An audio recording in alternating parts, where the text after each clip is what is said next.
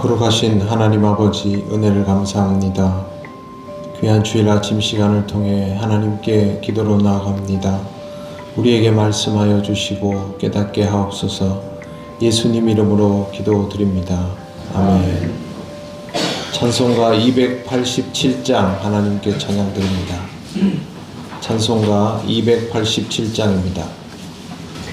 예수 앞에 나오면 죄사함 받으며 주의 품에 안기어 편히 쉬리라. 우리 주만 믿으면 모두 구원 얻으며 영생 복락 멸류관 확실히 받겠네. 예수 앞에 나와서 은총을 받으며 마음의 기쁨 넘치어 감사하리라. 우리 주만 믿으면 모두 구원 얻으며 영생 복락 멸류관 확실히 받겠네. 예수 앞에 설 때에 흰 옷을 입으며 밝고 빛난 내 집에 길이 살리라. 우리 주만 믿으면 모두 구원 얻으며 영생 복락 멸류관 확실히 받겠네. 아멘. 하나님 말씀 이사야 7장 5절에서 9절입니다. 구약 975쪽입니다. 이사야 7장 5절에서 9절 말씀 한 절씩 교독하겠습니다.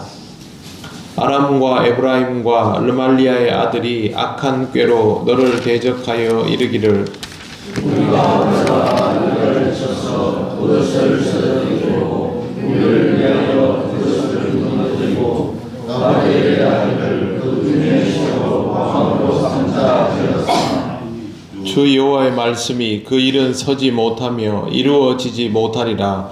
대저와 하나님의 머리는 다메섹이요 다메섹의 머리는 르신이며 65년에 에브라임이 평안하여 다시 나라를 이루지 못할 것이며. 같이 읽겠습니다. 에브라임의 머리는 사마리아요 사마리아의 머리는 르말리아의 아들이니라.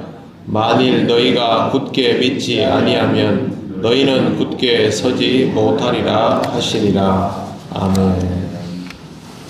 네, 오늘 우리가 읽은 말씀 5절 첫머리를 보면 아람과 에브라임과 르말리아의 아들이 악한 꾀로 너를 대적하여 이르기를 이렇게 되어 있습니다. 아람과 에브라임은 두 개의 나라입니다. 그런데 뒤에 굳이 르말리아의 아들이라고 붙이고 있습니다. 나라는 두 개이고 그 다음에 르말리아의 아들은 그러니까 에브라임이라는 이스라엘 안에 임금으로 지금 행세하고 있지만 실제로는 그 나라에 맞지 않는 인물이라는 의미로 뒤에 따로 르말리아의 아들이라고 빼놓고 말을 하는 것입니다. 그러니까 이사야는 처음부터 끝까지 르말리아의 아들 베가를 그냥 반란수계 이런 식으로 계속 표현을 하면서 셋으로 나누어서 하고 있습니다. 그만큼 이사야는 그래도 유다와 이스라엘이라는 이 국가가 분리되어 있지만 하나님의 백성이라는 하나의 민족으로 정체성을 가지고 있어야 하고 왕조의 정통성도 유지가 되어야 하는데 그것조차 유지가 되지 않는 상태라는 것을 분명하게 표현하는 것입니다. 6절 말씀은 아람과 이스라엘 연합군이 우리가 올라가 유다를 쳐서 그것을 쓰러뜨리고 우리를 위하여 그것을 무너뜨리고 다부엘의 아들을 그 중에 세워 왕으로 삼자 하였으나 라고 되어 있습니다. 이 두 나라의 계획은 유다를 무너뜨리고 다부엘의 아들을 왕위에 올리는 것인데, 다부엘이 누군지는 모릅니다. 다만 다윗의 정통성을 가지고 있는 유다 왕조의 혈통을 여기서 끊겠다라는 의도가 분명하게 있습니다. 이렇게 하는 이유는 꼭두각시 왕을 세우기 위한 것이죠. 강대국들이 어떤 주변 지역을 점령을 할 때 가장 쉽게 선호하는 방법이 뭐냐 하면, 그 나라를 일일이 다 점령하려면 너무 힘이 들기 때문에 지도자를 없애고 자기를 따르는 지도자를 세워놓는 방식을 취할 때가 역사 속에서 많이 있었는데, 지금 이 사람들도 그 방식을 취하려고 하는 것이죠. 지금은 아수르와 맞설 연합군이 필요한 것이지, 지금 이 나라를 굳이 정복하려고 애를 쏟을 필요는 없다라고 생각하기 때문에 자기들과 함께 동조할 지도자만 세우면 된다고 생각을 하는 것입니다.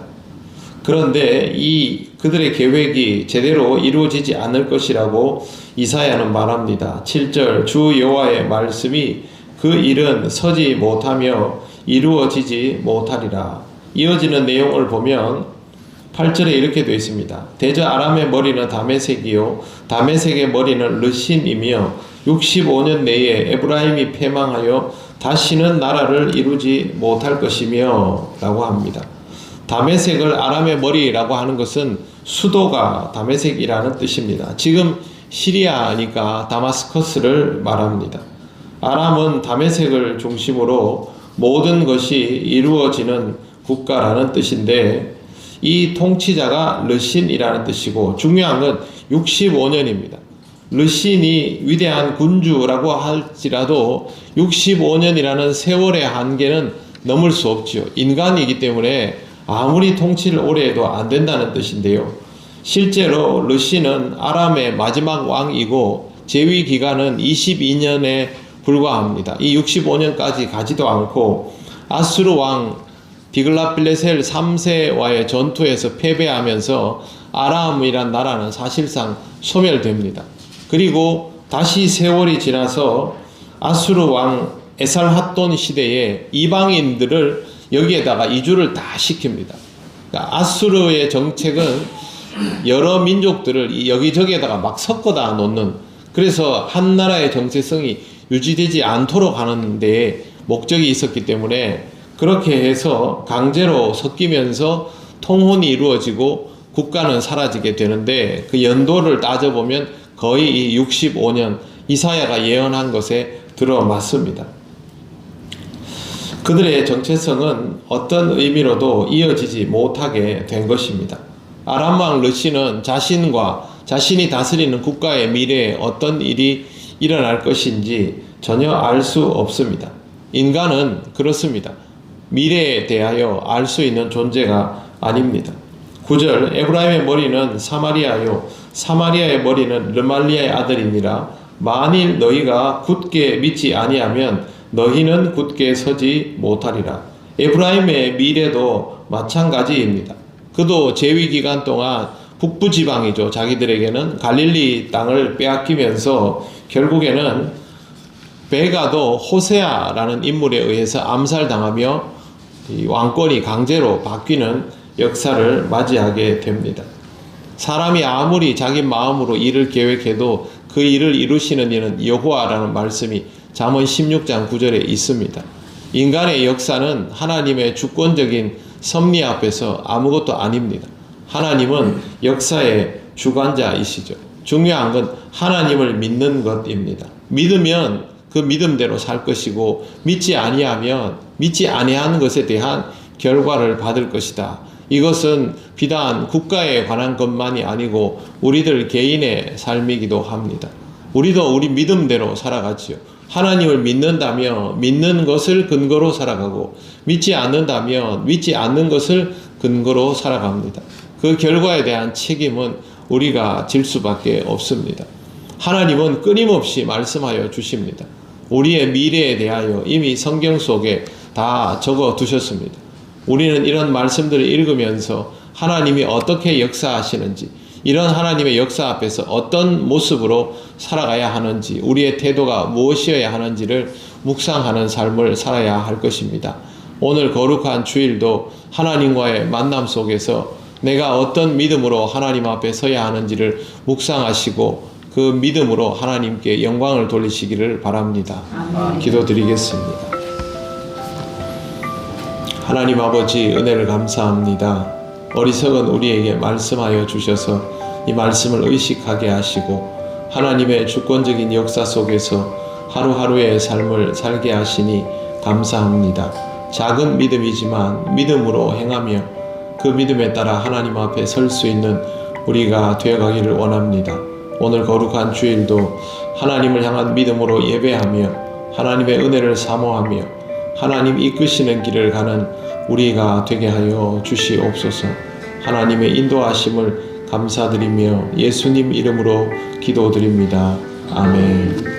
하늘에 계신 우리 아버지, 아버지의 이름을 거룩하게 하시며 아버지의 나라가 오게 하시며 아버지의 뜻이 하늘에서와 같이 땅에서도 이루어지게 하소서. 오늘 우리에게 일용할 양식을 주시고 우리가 우리에게 잘못한 사람을 용서하여 준 것 같이 우리 죄를 용서하여 주시고 우리를 시험에 빠지지 않게 하시고 악에서 구하소서. 나라와 권능과 영광이 영원히 아버지의 것입니다. 아멘.